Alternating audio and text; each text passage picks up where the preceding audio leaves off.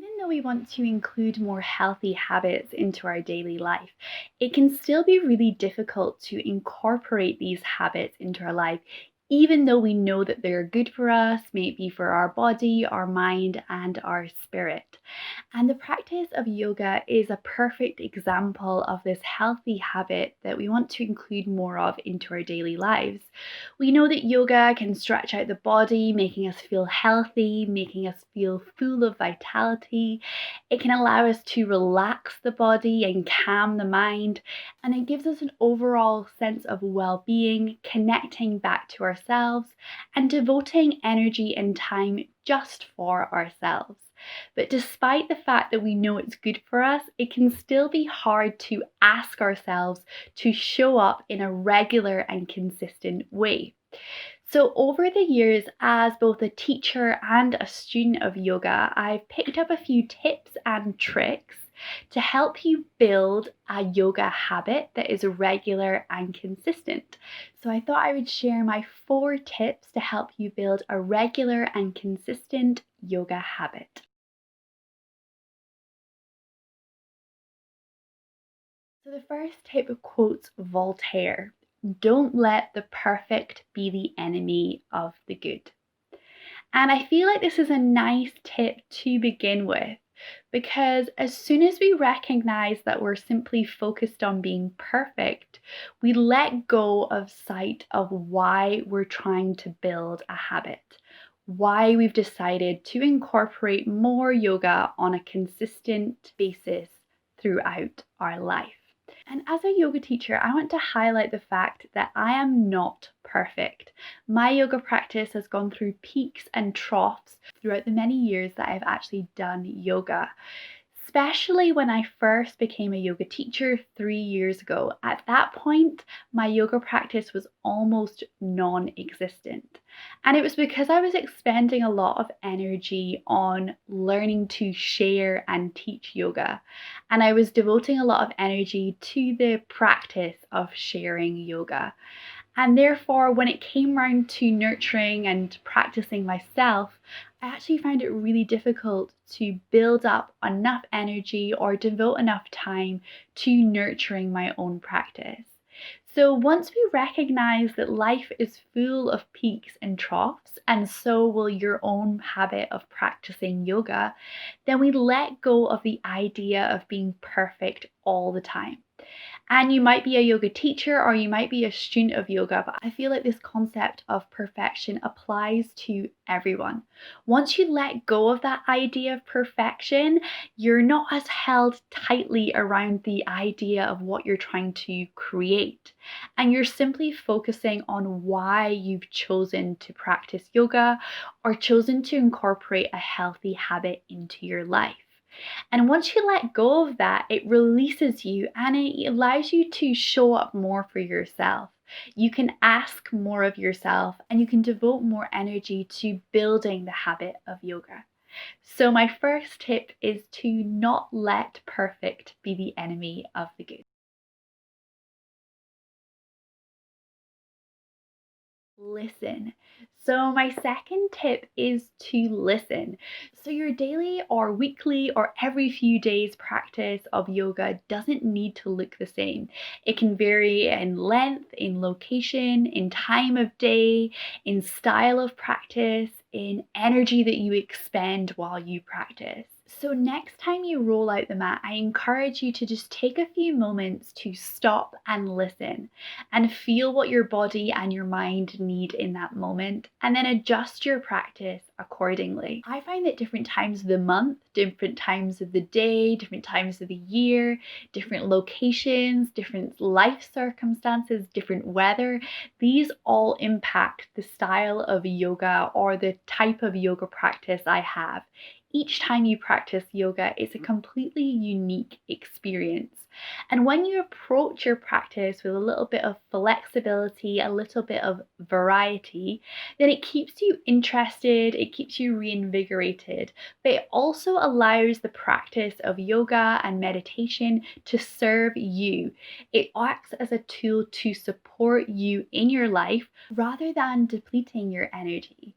The aim of yoga is to increase health and vitality, to encourage you to become more mindful, and also to recognize the connection that we all have with each other and the world around us.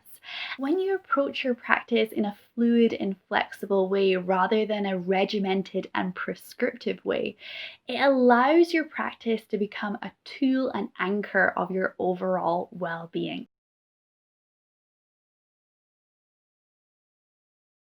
My third tip has been pinched from the YouTube creator Matt Diavella, and it's called the 2-day rule.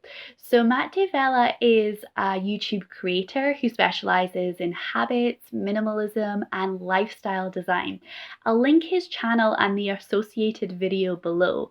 In his video, he talks about the 2-day rule, which means not missing 2 days in a row of exercise. This can be applied to any other habit that you might want to do on a daily basis, like yoga, and it allows you the flexibility to have a day off when you're feeling ill or if you're feeling tired, but also it helps to keep the momentum of stacking each day on top of one another. The mind is extremely malleable to habits, and so the more we practice habits, the more we repeat those habits, the more they become ingrained into our routines and ingrained into our lives and almost second nature.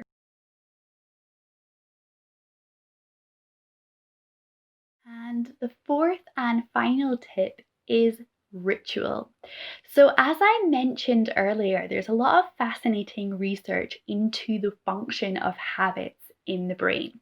And if you'd like to learn more about habits and habit formation in the brain, then I have 3 books to recommend to you. So the first one is The Power of Habit: Why We Do What We Do and How to Change by Charles Duhigg. So it's that one there. And I'll write it in the video description below this video if you don't catch it. And then the second one I actually listened to on Audible, so I don't have a copy of it, and it's Better Than Before by Gretchen Rubin. And then the third one, which is another one that I listened to on Audible, is Atomic Habits by James Clear. So these are great books if you want to read more into understanding how habits are formed, and also it has lots of other tips and tricks on how to build habits into your life. So the brain forms habits by creating a feedback loop of trigger, habit, and then reward. So if you'd like to set one up into your normal routine, it might look something like you wake up in the morning, you get up, you go to the loo, you get changed for yoga, you drink some water, you do yoga, and then you have breakfast and your morning coffee. So the trigger is getting up, the habit is doing yoga, and then the reward is your breakfast and your morning coffee. So your reward doesn't need to be extravagant or ostentatious. It can be extremely simple and incorporated into your normal daily routine.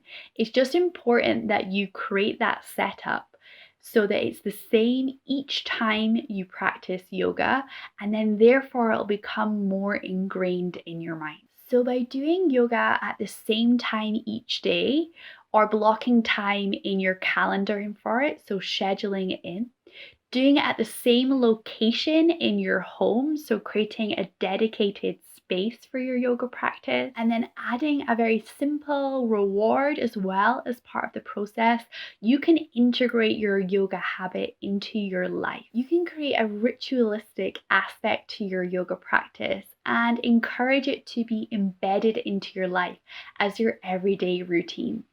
And the space that you practice your yoga doesn't need to be luxurious or extravagant. I actually do yoga in my kitchen beside the fridge and in front of the oven, and I just always do it there. So I associate rolling out my mat and that being my yoga space. So if you don't have a lot of space in your house, that's absolutely fine. It doesn't need to be Instagram worthy. Just have a dedicated space in your home for yoga.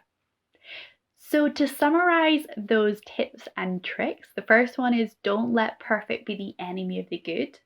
The second is just to listen to what you need in that moment on that particular day. And the third one, which is maybe more applicable if you're trying to develop an almost daily yoga routine, is the 2-day rule from Matt Diavella. And then the fourth one is to create a ritual out of your yoga practice. So using science to create that feedback loop, but also making it a special part of your day, a small ritual in part of your day. And you don't need to do all of these tips. You can pick and choose whichever one suits your personality and suits your lifestyle. And if you have any other tips and tricks on how to build a habit, maybe a yoga practice or another healthy habit, into your day, then please leave them in the comments below. I'd love to hear what your thoughts are. So if you liked this video, please give it a like, a thumbs up. This tells me that you enjoyed this style of content. And also it means that it tells YouTube to share my content with other viewers so they can reap the benefits of this video. And as always, thank you so much for watching and thank you for practicing with me.